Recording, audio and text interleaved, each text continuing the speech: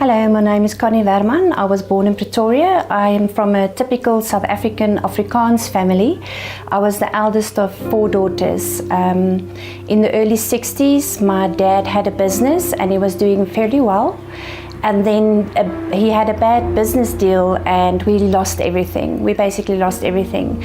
That had a result that we landed up in a caravan park, which they actually referred to as a white squatter camp. And that is where I grew up most of my life. I landed there when I was about 4.5 years old, and we only moved out at the age of 13, when I reached 13, where we moved back to town. It was a good life in the caravan park because children aren't aware of their environment. They are just loving their parents, loving their siblings, and just having a life. But life isn't always just fun, although we had good times. My nephew came to visit one December holiday, and during that time I was 10 years old and he was in matric, and he sexually violated me one evening. He said to me, "You will not tell anybody.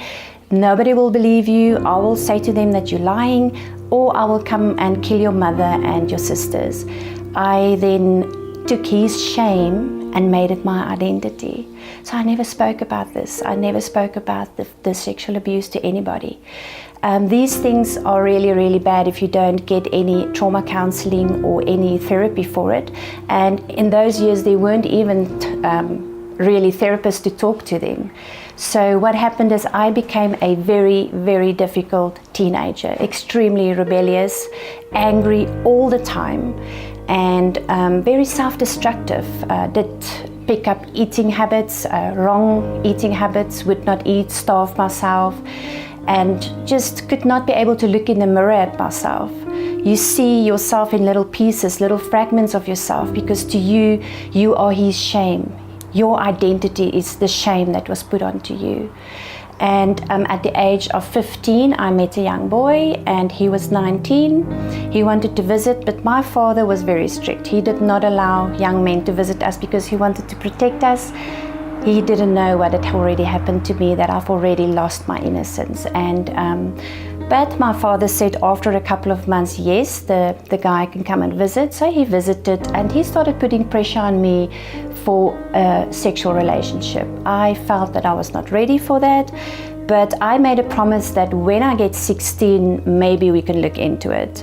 You know, when you're 15 and somebody asks you, "How old are you?" you say, "Almost 16, because it takes a long time to get 16. These days, you don't even mention your age. But he then, after 6 months of pressuring me, I decided, okay, to keep him and the dysfunctional relationships and blackmail, emotional blackmail that had already started, and it was the whole base of this relationship. I gave in, and there were 4 times where we had sexual intercourse, and I decided that this is not for me. So I broke up with him, and to find out 10 weeks later that I am 9 weeks pregnant with a baby. My parents were very, very disappointed with me. I was only 16. Immediately the school expelled me. I was not allowed to go back to school. They gave me a grade 9 certificate, and I didn't have any education. My dad wanted me to have an abortion. I could not do that. Then he wanted me to give the baby up for adoption. I did not want to do that.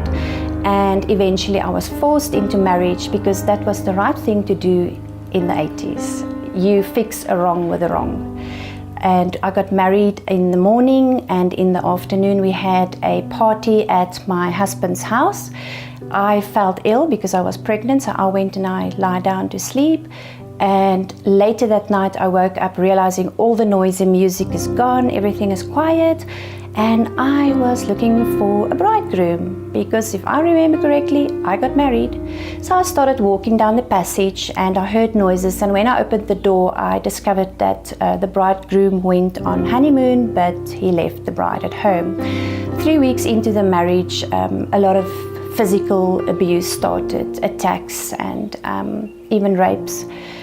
a lot of abuse. The one night I got very clever. When he comes from work, I could hear by the sound of the vehicle how he's driving the vehicle, if he's got anger in him or what is the situation. So the one evening I could hear this anger, and I ran out the back door and I climbed into the tree. I was 8 months pregnant with my daughter, and I sat in that tree the whole night, too scared to get down, because I could hear him beating up his mom and his siblings. He's not as bad as what he has broken. And after that incident, his mother threw us out of her house and we had to stay by ourselves. We then moved into our own property, and a month before my 17th birthday, I gave birth to a beautiful, beautiful little girl, and her name was Michelle. When we were staying on our own, the attacks were even worse because there was nobody to now stop him. And one evening I asked him, will you please bath the baby because I want to prepare supper. Now supper was just toast and baked beans, a little bit of fish, but it took time to prepare it. I heard him running bath water into the bath, and it sounded like a lot of water, but I didn't want to interfere because I don't want to make him angry.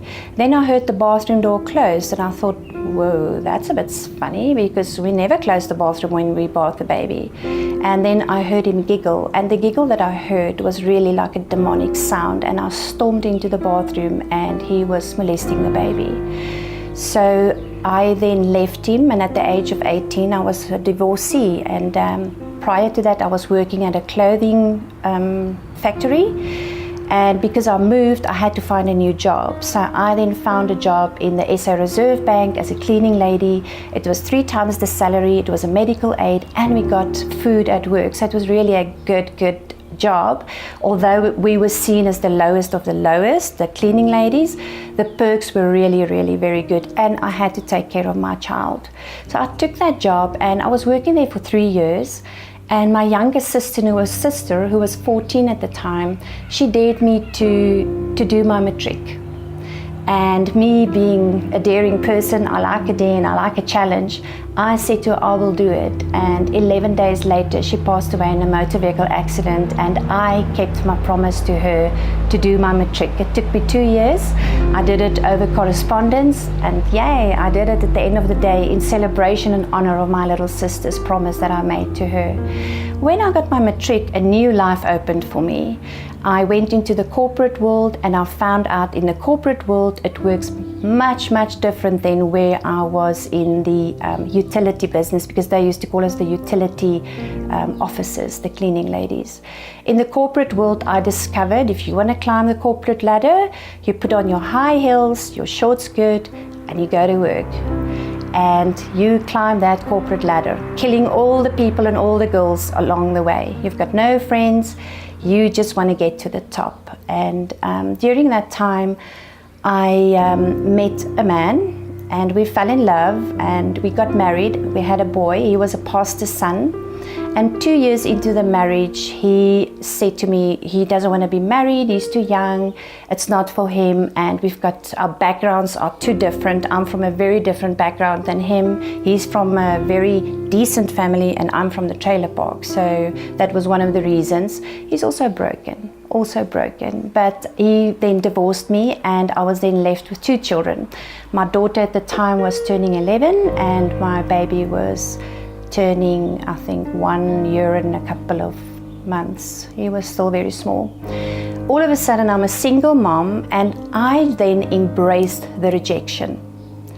I said, okay, I'm not good enough. I will never be good enough. I wasn't even good enough for a pastor's son. So you are just trailer park trash. You're good enough for nothing. And my heart became very hardened. And I decided that I will treat men the way that they've been treating me. And I had bitterness and anger in my spirit, and hatred. So because I was working in the banking industry, I decided, let me go onto the system and see which men has got good bank accounts, but they must be married, because I don't want them in my life as love, but I can do with the money. I then chose a client, and within a month he walked into the bank, and I had him hook, line and sinker, because in the spirit world you do send out attachments to those people. And For a while I was seeing him. He knew what my fee was. He knew that weekends I would spend time with him once a month, and he had to pay me. It was in the early 90s, and my fee at that stage was 7,000 Rand, which was more than what I was earning at my job. I then decided the power is great. The money, it doesn't last. That money doesn't last. It's like running right through your pocket because it's not blessed money. But I decided this can be a good business, and I enjoyed the power that I had over him. So I then recruited 4 more clients, and I then ended up having 5 businessmen as my clients.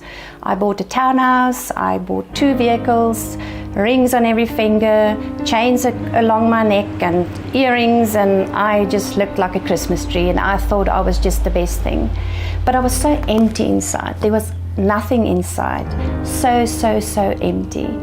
And I then was introduced to drugs, and I then realized when I take drugs, it makes the job easier, because you don't have any emotions, no emotions. So I started with just smoking marijuana, and later on it progressed. That is how drugs work.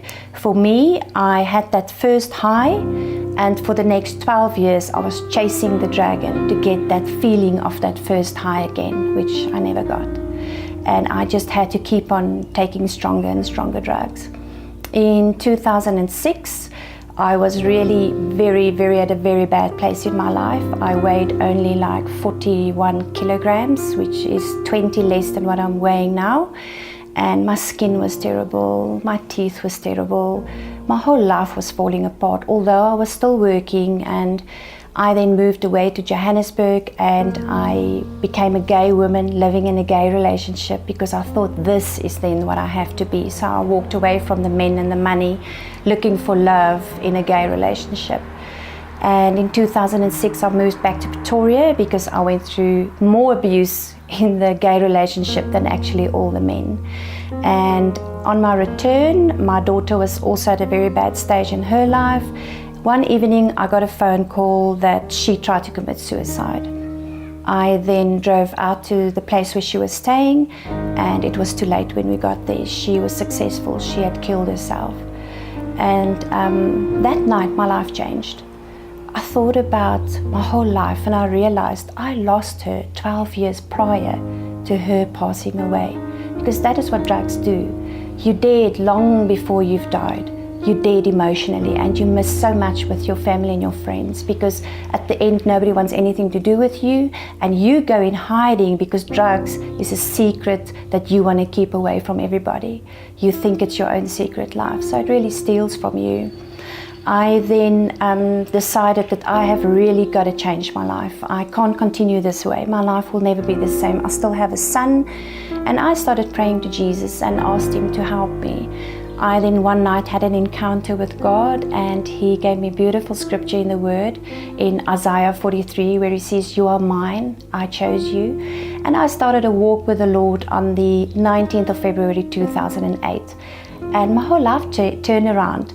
That which was sent out by the enemy to kill me actually made me so much stronger.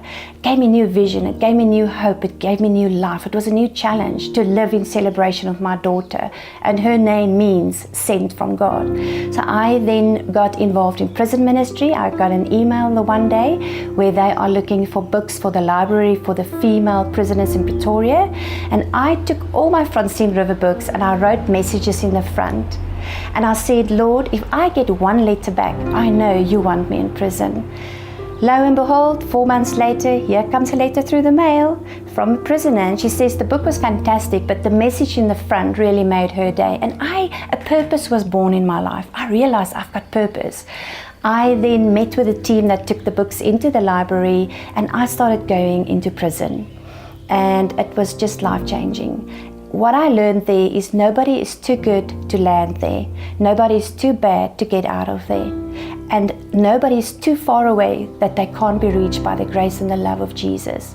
And we see women change, we see men change when we start working and dealing with them in that love, that love. And if I sit the prisoners down and I ask them, "Tell me your story," it's pain, it's rejection. And most of them embrace the rejection like I've embraced the rejection. So it makes me understand in context where they are coming from. I'm not soft on crime. If you do the crime, you need to do the time. But while you're doing the time, that's when I like to step in with the help of Jesus to come and help you. If he could change me, he can change you. I'm also involved in reaching out to juvenile prisons as well as male prisons. And then another passion of mine is Foundations for Farming. It's where we go into communities and we teach them to plant. We've got plenty of children in our communities that's suffering from malnutrition because they don't get really vitamins in their food. They only get maybe pap every day, and it's not enough. A child needs more than that, and that is the next generation. Those are the ones that we can touch and they can leave legacies. These are our next attorneys, our engineers, our sisters, our teachers, our doctors. So I really focus in on them, because if we can get them to eat healthy, their brains will develop and they will be the South Africa of tomorrow. That's another passion, is just to teach them to farm. So what we do is we do to preschool creches, and we teach the little ones to set up their own gardens. They then take their vegetables home, and the mothers come back and say, where did the children get this? We say that we taught your kid to plant, and then the mommies get involved. So we're running community projects currently in Hammanskraal and in Vingerkraal in Bella Bella area. And it's amazing. It's just amazing. I just want to bring you a message of hope. If you are looking at this, or maybe you are drawn to the conversation, just know you're not so bad that nobody can reach you. You're not lost for this world. You were born for a purpose. Step out. I dare you. Step out and make the change. Be the change. God bless you.